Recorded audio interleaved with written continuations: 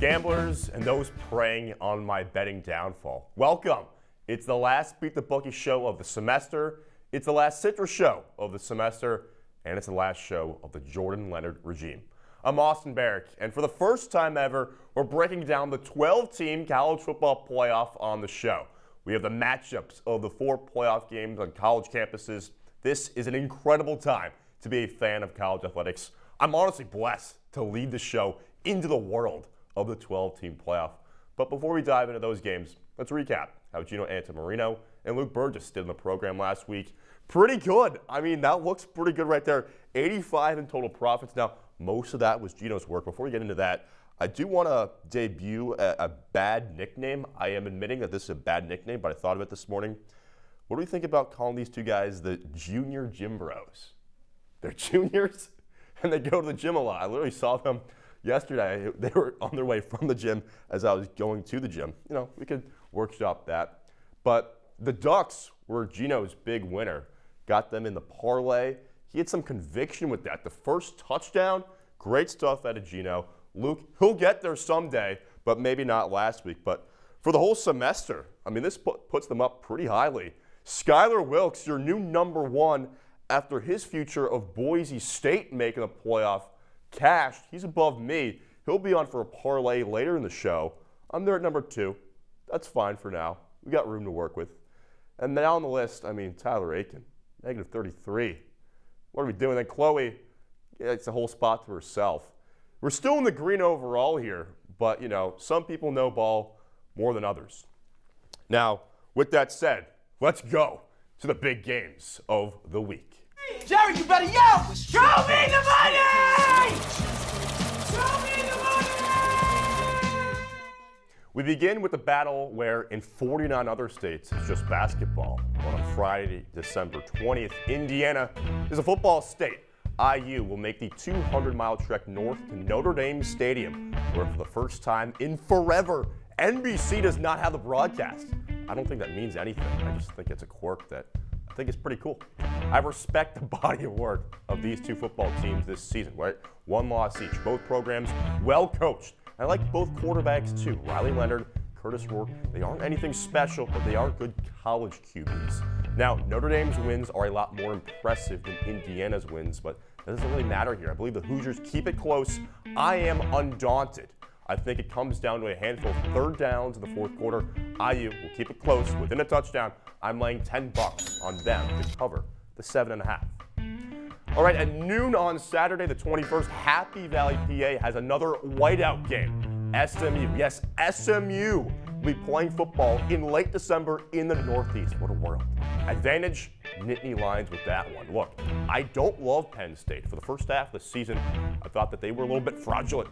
But that comeback at SC was something, and they hung with Oregon pretty well in the Big Ten title game. Drew Aller is playing better than he ever has. Yeah, I'm aware that James Franklin sucks in big games. Since winning the Big Ten in 2016, Penn State is 2-15 straight up as an underdog. They are 12-19 in that same stretch against ranked opponents. And since the start of the 2022 season, they are 1-7 against top 15 ranked teams. SMU is a top 15 team clearly, but the Mustangs are surely not favored in Happy Valley. SMU is good. They are good, but they are not Ohio State, and they are not Michigan. James Franklin is not going to be the little brother in this situation. Give me the Nittany Lions to cover the 8.5. I'm tossing $10 on that to happen. Next up, Clemson at Texas. I've been out on Dabo and Clemson for a while, but by golly, Dabo might have won me over with his way with words after the win over SMU last week. We can legitimately say that Syracuse beating Miami 2 weeks ago has led to this moment where Clemson travels to Austin to take on the Longhorns. It's a Longhorns team that is significantly better than the Tigers. The Texas defense is going to make life miserable for Cade Klubnik. I don't expect Quinn Ewers to light it up, but he'll make enough plays to get the job done. The Longhorns will roll. Matthew McConaughey is going to be telling Dabo, you're so vain, on his way back to Clemson. Let's go horns up here. $10 on UT to cover the 11 points. All right. The Saturday night primetime game, Tennessee at Ohio State. Man, there could be a weird energy in the shoe with how things went against Michigan. Ohio State might be broken, or they could come out with guns a-blazing. I mean, that loss to Michigan was beyond brutal. Ohio State could win the national title, and for many of its fans, I'm sure that the season will still feel like a failure. I know that sounds crazy to some, but I believe it. I'm also a little crazy, so what's up with that? Last week at the George Bush Library in College Station, I read the following quote. Sometimes how we react to a problem or a defeat is as important as the defeat itself. That's where Ryan Day and the Buckeyes are at right now. How do they react to such a humiliating defeat? So with all this uncertainty, all these questions, I'll default to things that I know.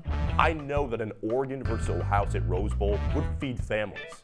That matchup in Pasadena on New Year's Day makes all the sense in the world. I know that a freshman quarterback playing in Columbus could easily struggle, especially against a very good Ohio State defense. And I know that both of Tennessee's losses this year were on the road. So even though I don't love doing this, the Buckeyes covering the 7.5 is the pick. Let's toss $10 on that. All right, let's see what the folks in the C-suite have with these games. Yep. I should have known that picture was going to be used at some point. It already was in a Jordan Leonard WAER breakdown presentation. That's Halloween. Gru, what up?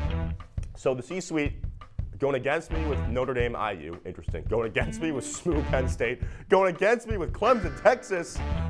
Keeping it locked with the Buckeyes. That's interesting. I mean, funny enough, the C-suite has been under 500 this year. The hosts have done better. I don't know why you'd go against the Hoosiers. Against the Longhorns. I can respect the smooth play, but, that's a pretty fair picture, honestly.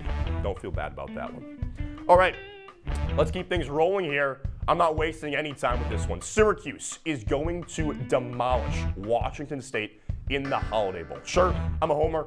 I also don't care. The Orange are just a straight-up good football team. The entire week leading up to the Miami game, I could not think of a world in which Miami won. I'm delusional, but I don't need delusion to tell me that the Orange are so much better than the Cougars. Fran Brown is fired up to coach this game. Kyle McCord is playing in it. I mean, he only leads the entire nation in passing yards. We know this. The team can reach 10 wins, Syracuse it is, and Washington State has lost 3 straight, sure, by a combined 7 points, but kind of sounds a lot like that Cal game where one of the main storylines was that the Golden Bears had 4 losses, but just by a combined 9 points, Syracuse crushed those guys. Guys are opting out for Wazoo. Guys are opting in for the Cuse. I'm laying $20 on the Orange to cover the 7.5 here in San Diego, that is. Now, on the other side of the country, back east side, I'd be a fraud if I did not bet on something that relates to North Carolina football. My guy, Bill Belichick, is taking over the program in Chapel Hill, baby. This is a great move for Bill. Chapel Hill, North Carolina, one of the most beautiful places in the world. His dad was an assistant there way back in the day. Now, it's a whole new challenge for him, which I think is cool. He's accomplished everything he has had to do in the NFL. Everything. Guys are going to want to play for him. Look, UNC is not going to be a juggernaut overnight, but Belichick will build that program well. Now, the bet here in all this is the over in the Fenway Bowl. By the way, it's pretty fitting that Belichick's new team is playing in Boston, Massachusetts. Things kind of happen for a reason. The Carolina defense is not good, and the UConn offense is sneaky pretty good. I don't know who will win. I don't care who wins. It's going over 54.5. Let's put just $5 on that, because I'm not a big fan of the over-unders. The next bet is on South Carolina. I did not care who the Gamecocks played in this bowl season. I knew I was going to bet on them. They are the hottest team in the country. Shane Beamer is a dude's dude. They happen to be playing Illinois. And unfortunately for the Illini, this is a game that will serve as another reminder why the SEC is the best conference in college football. Illinois has had a nice season, sure. They finished 5th in the Big Ten. South Carolina finished 5th in the SEC. The spread here is pretty revealing. Give me the Gamecocks to cover the 9.5. I'm confident. I'm like $15 on South Carolina. And lastly for me, before we toss to Skyler, I need to show some love to Oregon. Since August, the Ducks have been my pick to win the national title. Sure, the talking heads will say tough draw with getting the winner of Ohio State, Tennessee. I say Oregon does not care. They've been the best team all season. Dan Lanning continues to be awesome. Dylan Gabriel is the best college quarterback in this tournament. The bet is Oregon to reach the semifinals at -138. Essentially means that they will win the Rose Bowl. They are too good to not win the Rose Bowl. I would pick them to win the Natty here, but that's a little too much of a future bet, so I just recommend betting on them in each individual game. So those are my picks. Now let's go to the entire future table that we have here. Skyler Wilkes, like we mentioned, got that $30 with Boise. I wonder if Ashton Genty's going to win the Heisman. That's coming up this weekend. Now, he's not the favorite. I know there's a lot of hullabaloo about what's going on there. Tyler Aiken, that Bills pick is honestly getting a little bit better. Big game for those guys in Detroit this weekend. Andrew had the BYU thing, which was good for a while until the writing was on the wall with those guys, and they kind of fell off. I still got the Chiefs. Man, I don't love it, but at the same time, who would you rather pick in a one-score game than Andy Reid and Patrick Mahomes? Those guys, they are the champs. Someone's got to beat them before they go down. Carson, of course, he went with a basketball thing. Pretty sure Gonzaga lost in the first round of that tournament to West Virginia. So that's interesting. Georgetown, by the way, I believe played West Virginia. Big G-Town Cuse game this Saturday, game 100 in that rivalry. We're going cross sports here. Max Gifford going with the NHL, of course he does. So there's the futures for now. Let's head into the parlay with Skyler Wilkes. Skyler, what do you got? Thanks, Austin. Let's start down in the most magical place on earth, Orlando. Coincidentally, it's the Citrus Bowl between 15th ranked South Carolina and 20th ranked Illinois. The Gamecocks finished the season on a 6-game win streak and were one of the top teams left out of the playoff. I mean, even USC's 3 losses came to ranked teams. On the other side, Illinois' resume is a lot less impressive. Even though the Fighting Illini had 3 ranked victories this year, none of those opponents are currently in the top 25.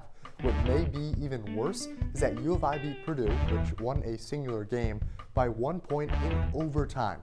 So, like I said the last time I was here in support of my good friend Alex Ramol, I have South Carolina covering the 9.5-point spread. Now let's head west for my favorite bowl of this entire season. It's the Snoop Dogg Arizona Bowl, presented by Gin and Juice by Dre and Snoop. To me, there's nothing better.